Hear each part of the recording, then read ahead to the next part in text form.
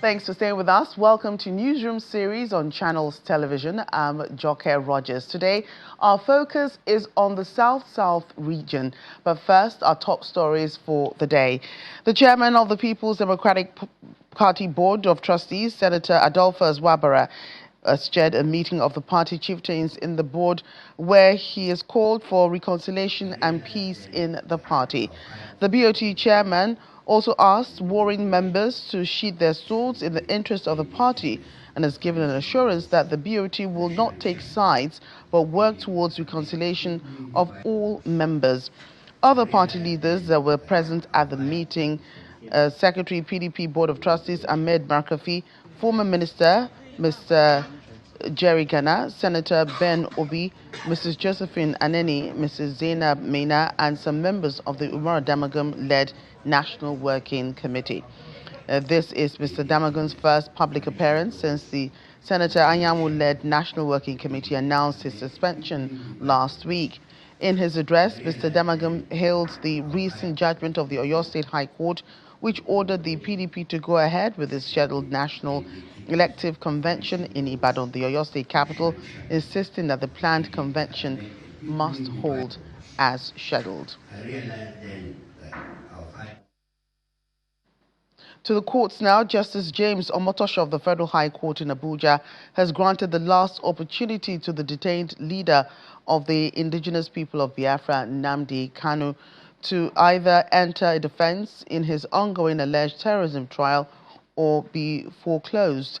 At the resumed hearing on Wednesday, Justice Omotosho said that that was his duty as a judge in the case to accord the defendant sufficient opportunity to put in his defense.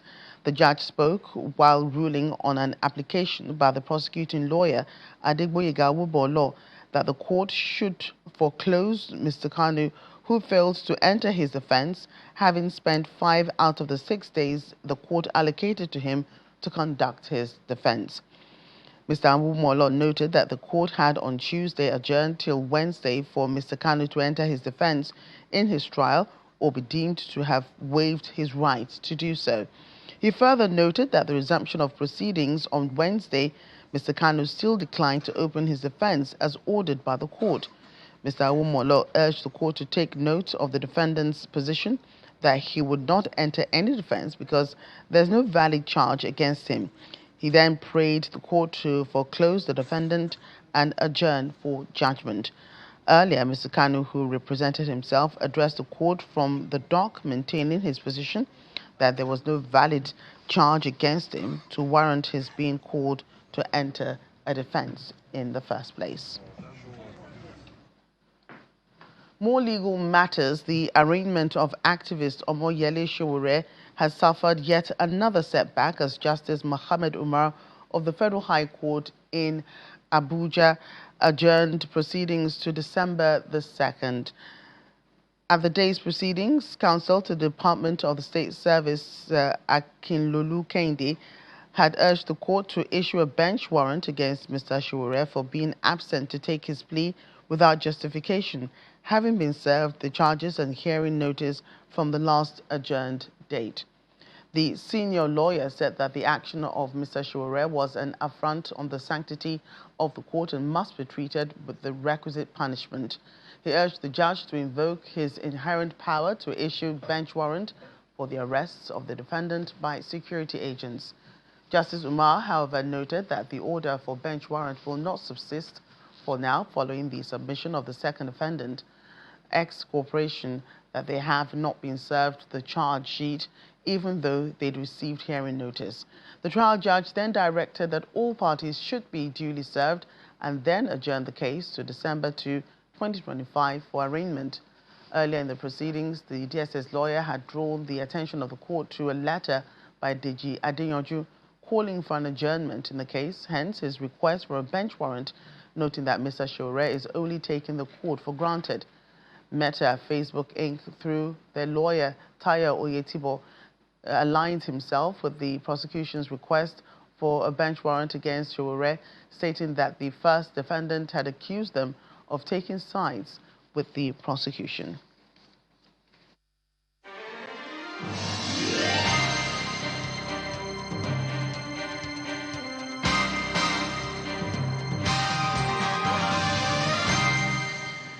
Newsroom series begins from Cross River State, where the government has flagged off the first stakeholders' engagement towards developing a state trade policy which seeks to strengthen the state's commercial framework, promote private sector participation, and drive sustainable economic growth.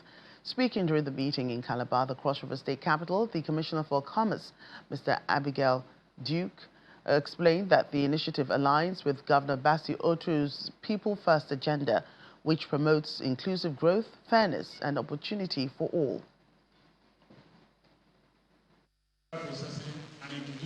The Nigeria Export Promotion Council, SMEDEN, market unions, cooperatives, and development partners converge in Calabar, the Cross River State capital, to deliberate on the formulation of the Cross River State trade policy.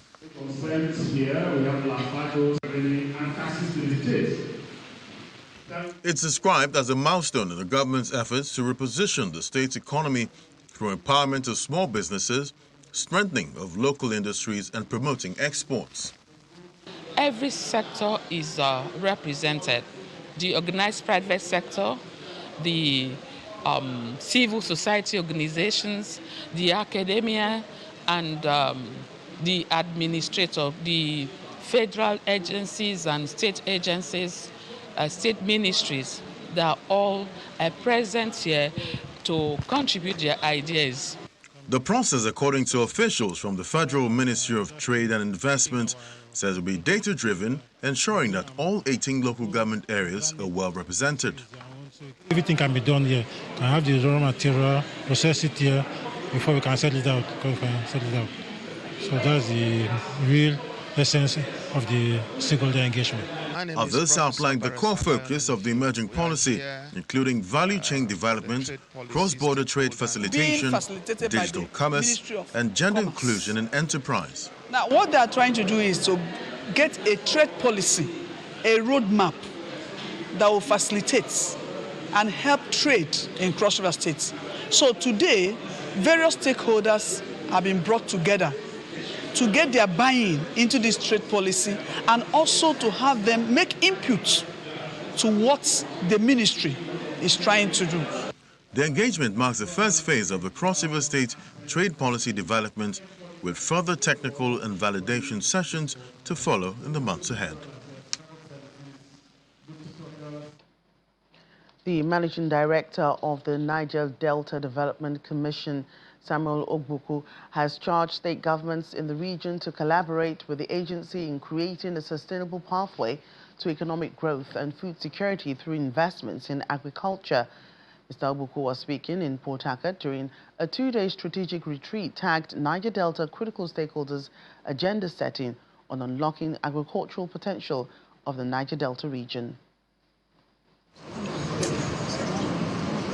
State Commissioners of Agriculture, Permanent Secretaries and Directors of the Ministry of Agriculture in the 9 Niger Delta states are holding a critical meeting in Port Harcourt, the River State capital, with the leadership of the Niger Delta Development Commission. The two-day retreat is expected to chart a course that will ignite the agricultural potentials of the oil-rich region and set an agenda for a regional agricultural summit. Rubbing minds as people from the region to see how we can integrate agriculture in this region, to look at our various areas of comparative advantage, state by state, and put them together to ensure that there is food security in the Niger. As part of its development plans, the Interventionist Agency is exploring partnerships that will integrate agricultural value chains and promote large-scale food processing and export, big enough to create a regional food hub. It is only through agriculture that can provide sustainable employment. Because agriculture, we have the variables which are under our control.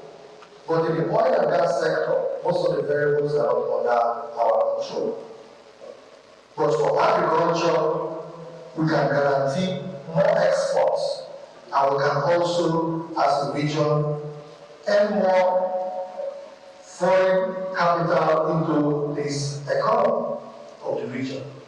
Some of the state commissioners for agriculture commend the NDDC for the initiative and pledge their state government's support to ensuring food security in the Niger Delta. We are going to, in the future, take advantage of this meeting, that will not just be an oil-rich zone, but will be an agri-rich zone. We talked about Malaysia, them taking the oil palm from here and making the best of it.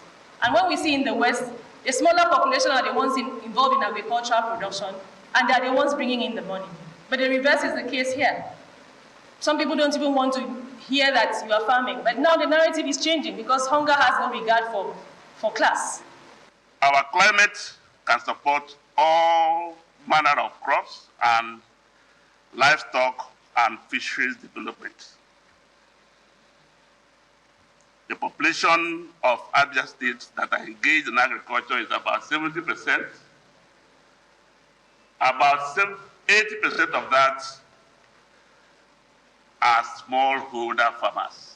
The retreat breaks into syndicate sessions where group discussions are held on land development, irrigation, mechanization, agricultural input seed systems, rural road infrastructure, among others. These major stakeholders are optimistic that this engagement, as well as the forthcoming Regional Agriculture Summit, will lead to increased investment in agriculture in the Niger Delta to address youth unemployment, restiveness, and provide sustainable livelihood for residents. In Delta State, residents of Okpolo Enwe community in Isoko South local government area are appealing to Governor Sheriff Oborewore to come to their rescue as flood continues to ravage their area, cutting off access roads and crippling economic activities. The residents say the Emeka Etevie Road, which links parts of the community, has become completely impassable.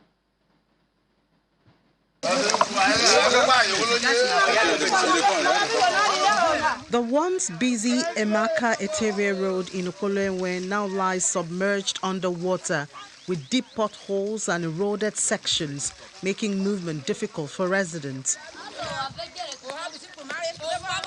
You can see the stretch, you can even see our women, they are coming from the farm now. The flood has not only destroyed parts of the road, but also disrupted farming and business activities, leaving the community in distress.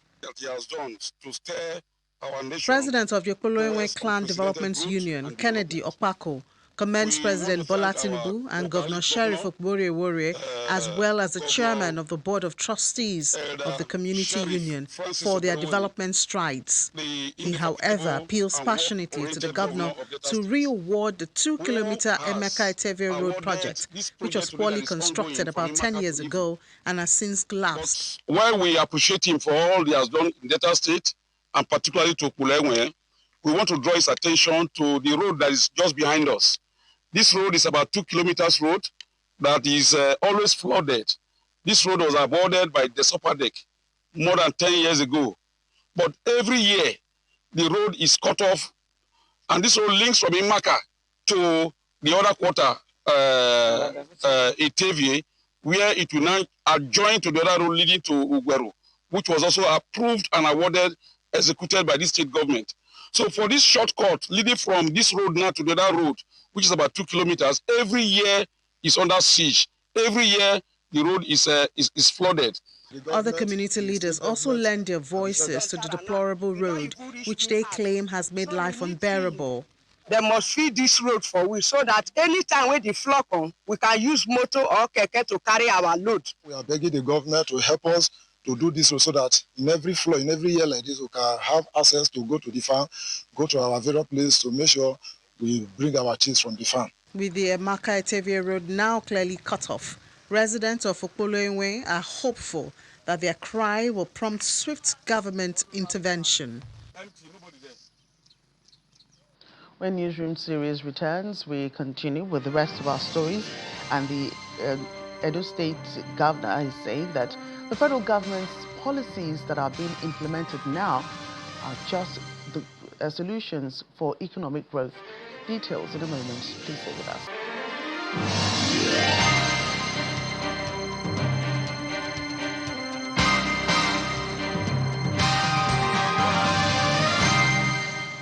Welcome back. The Niger Delta Progressive Alliance has embarked on a sensitization campaign to educate residents of the region on how to access and benefit from various empowerment programs initiated by President Bola Tinubu's administration. At a forum held in Asaba, the group urged participants to take advantage of initiatives such as the Nigerian Education Loan Fund, Youth Enterprise with Innovation in Nigeria, Livestock Transformation Support Scheme, and the Presidential CNG Initiative, among others, to improve their livelihoods and boost local economic development. They note that despite multiple government programs aimed at reducing unemployment and poverty, the Niger Delta region still records low participation levels, and to change the narrative, it plans to extend its outreach to rural and riverine communities across Delta State. Our target is to massively acquaint our people with the programs of the government and to massively push our people through conversation to participating in this program and benefiting from this program. I give you an example, NEL the Special Student Loan Program. The statistic of 2004-2005 beneficiaries shows that 65% of beneficiaries are northerners, 35% are southerners. I can bet you that the 35% of the South, majority were from the Southwest. Not that our people were denied, but because our people did not apply, because our people did not think it's real. So we believe that by 2025-2026 engagement, we're going to have a lot of our people who will apply and benefit and ease their old age parents in the communities of the issues of school fees. Tension is rising in Egbeda community, a Mohua local government area of Rivers State, following the unilateral appointment of CDC and youth executives by the council chairman. Community leaders fear that the action could lead to unrest similar to that which occurred in nearby Rumuji community, where a related dispute reportedly resulted in the death of a youth. They are calling on security agencies, the federal and state governments to intervene.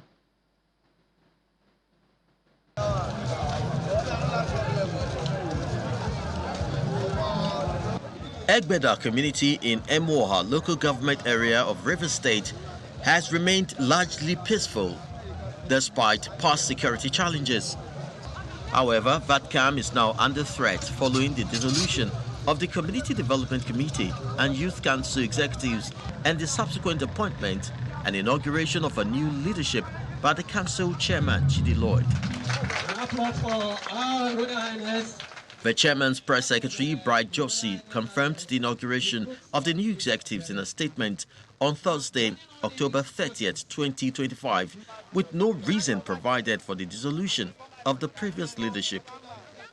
To avoid a repeat of the situation in a sister community, Rumiji, where a similar action reportedly led to the death of a youth, the traditional institution, men, women, and youth of Egbeda converge on the community square to protest what they described as an imposition of leadership. Honorable Chidi Lloyd's present intervention in our traditional governance is morally messy, politically unready, and offensive, culturally illicit, legally unlawful, socially unacceptable, and provocative. It is an unprovoked attack on our psyche, dignity, intelligence, and existence. We must arise to resist it legitimately. While calling for the federal and state government intervention on the matter, they insist on recognizing the executives constituted by the community leadership as they are officially issued letters of appointment. Egbeda people are peace-loving, we are law-abiding, We are very, very calm people, and we believe that we will not be provoked. We believe strongly that nobody exercising whatever authority, occupying whatever governmental institution can come here and provoke us. Most recently, I raised a petition when I realized that Chidi Lloyd has come to take over the duties of the traditional rulers, the stakeholders in the community, by so moto appointing CDCs and youth bodies. And the same Chidi Lloyd, as we hear, he has not even appointed that of Akpab, where he hails from. And the traditional ruler is here, the award holders are here, the stakeholders are here. I don't know who else is remaining, that this community cannot nominate the people that will pilot the affairs of their CDC and that of the youth body. In spite of their stance on the matter and counteraction, the community believes the intervention of relevant stakeholders is still necessary to sustain peace in the economically strategic community, which hosts several oil companies. Women from the Niger Delta region are calling on the federal government to conduct a comprehensive health audit to tackle the growing health challenges linked to environmental pollution and climate change. The call was made at the Women's Climate Assembly in Port Harcourt, where participants drawn from oil-impacted communities and civil society groups demanded urgent action to safeguard women's health and livelihoods. They highlighted how oil spills, gas flaring, and deforestation have worsened living conditions in the Niger Delta. Because of the flaring, the gas flaring, we've been having a lot of issues that arises to sickness because we inherit this gas without knowing that it is damaging our system. This gas too does not allow us to have good drinking waters. This gas has changed a lot of things in our community. Those streams we used to fish from, even the river we always fish from, they are all contaminated now. We can't even find fish around because the flare, and the spillage that has been happening from the company's platform is damaging a lot of things for us. So even the cassava we used to plant from the agric women and men in my community, we can't harvest such cassavas again. The fish, we can't rely on our fish again. Even there are some times when we catch this fish, when we go to open it up, you find those oil inside the fish.